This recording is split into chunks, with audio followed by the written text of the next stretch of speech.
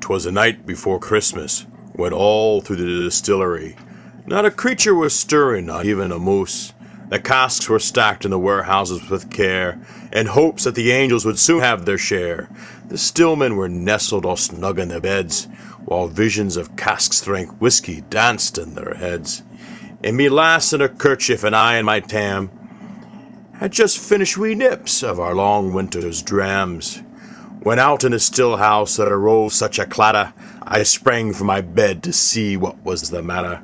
Away to the distillery I flew like a flash, and broke through the doors with a great big smash.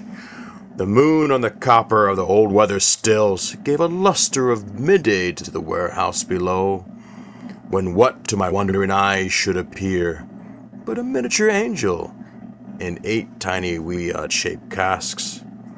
With a wee old driver so lively and quick, I knew in a moment he must be here to give my casks a nip.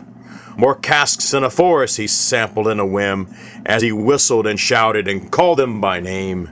Now bourbon, now sherry, now hogshead and firkin, on port pipe, on punchin, on pinning, he'll dirkin, to the top of the line arm, to the top of the pagoda, now mash away, ferment away, distill away all. Ha ha ha! Merry Christmas!